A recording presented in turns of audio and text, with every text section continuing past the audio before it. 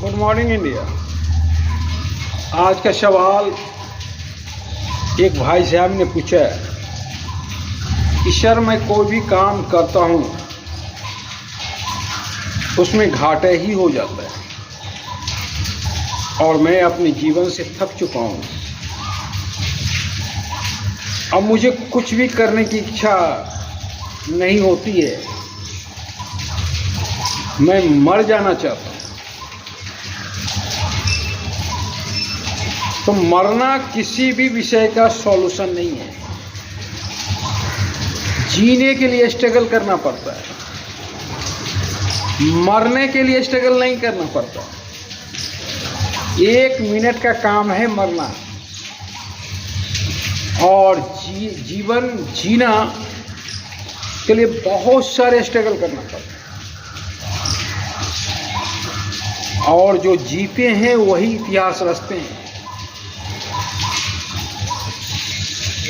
तो मैं मानता हूँ कि किसी किसी का लाइफ बहुत टफ होता है। टफ यूँ होता है कि हर चीज़ में उसको घाटा ही होता है, पर जीवन से घबराने का नाम नहीं है जिंदगी। डटकर मुकाबला करने का नाम है जिंदगी। मैं आज कहानी बताऊंगा। हॉलैंड का एक पेंटर हुआ करता था, विसेंट वान गो। चूंकि वो समय से आगे पेंट कर रहा था, तो कला समीक्षक उपहास उड़ा रहे थे और कला मित्र भी उपहास उड़ा रहे थे, जिसके बदौलत उनकी एक भी पेंटिंग बिकती नहीं थी। उस समय विसेंट मजाक का पात्र बने हुए थे, पर विसेंट दिन रात पेंटिंग में डूबा हुए थे।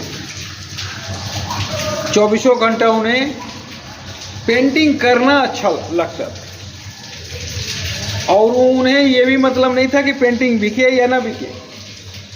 और उनके एक भाई थियो था जो उन्हें आर्थिक हेल्प करते थे, और जिसके बदौलत वो पेंटिंग करते थे। कई एक बार उन्हें मानसिक पागलपन के दौरे भी पड़े, पर हॉस्पिटल में भी वो पेंटिंग किया करते थे।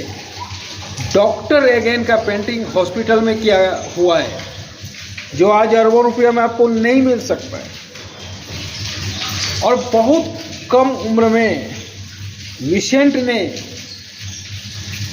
अपने आप को गोली मार दी, मात्र 36 वर्ष की अवस्था में। पर विसेंट की खासियत यही थी कि जब तक वो जिए तब तक कैनवास के साथ जिए, और जिसके बदौलत विसेंट मरने के 2-3 साल बाद एक पेंटिंग बिकता है, सनफ्लावर, और रातों रात विसेंट आर्ट वर्ल्ड का सबसे बड़ा आर्टिस्ट हो जाता है। विसेंट के नाम से हॉलैंड में हॉलैंड की सरकार ने एयरपोर्ट बनवाया। तो विसेंट ने जिंदगी से कभी घबराया नहीं। जब तक विसेंट जिंदा रहा तब तक पेंटिंग करता रहा। हमें नहीं लगता है कि आर्ट फील्ड में उनसे दर्दनाक कोई जिंदगी होगा, पर उस बीच में भी उन्होंने सिर्फ पेंटिंग किया। उनका एक मित्र था उनका एक मित्र था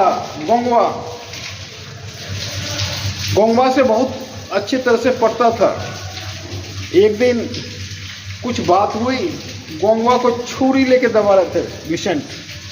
उस दिन से गोंगवा उनके यहाँ नहीं आया। उन्होंने उनके याद में गोंगवा की कुर्सी बनाया, जिस कुर्सी पे गोंगवा बैठा करते थे। तो सोचो विशेंट अगर परिस्थिति से घबराकर काम करना छोड़ देता तो आज विशेंट को कोई नहीं जानता। तो कहने का उद्देश्य कि आप परिस्थिति से घबराए नहीं, जिस भी परिस्थिति में हैं अपना वर्क करें, जहां भी हैं अपना वर्क करें। वैसे भी भगवान श्री कृष्ण ने अर्जुन से बोला, हे अर्जुन, अगर तुम युद्ध करोगे तो कोई ठीक नहीं है कि तुम जीत ही जाओगे, विजेता ही बन जाओगे। पर अगर युद्ध से भागे तो तेरी चारों तरफ निंदा होगी। अगर युद्ध में वीरगति को भी प्राप्त हुए तो तेरे चारों तरफ प्रशंसा होगी। कहने का तात्पर्य है, कर्म हमारे हाथ में है, सफलता हमारे हाथ में नहीं है। सफलता मिले या ना मिले, आप कर्म करते जाइए। हो सकता है देर सवेर सफलता आपको मिलेगा। अगर आप कर्म 100% दिल से कर रहे हैं तो आज न कल सफलता मिलेगा। पर अगर कर्म को ही हम छोड़ देंगे तो सफलता ना ही मिलेगा। मतलब जब विषम परिस्थिति आवे तब सबसे ज्यादा काम करना चाहिए, क्योंकि कर्म ही परिस्थिति को विषम से सम बना सकता है। कर्म ही एक ऐसा चीज है जो परिस्थिति को बदल सकता है।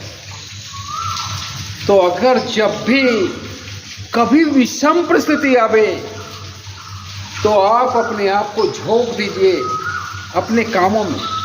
जो भी काम करते हैं वही कर्म विषम परिस्थिति को बदलने की ताकत रखता है, और कोई दुनिया का कोई भी व्यक्ति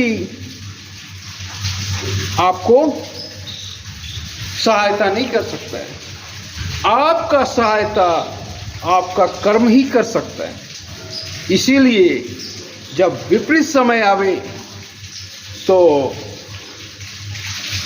100% अपने आप को कर्म में झोंक दीजिए।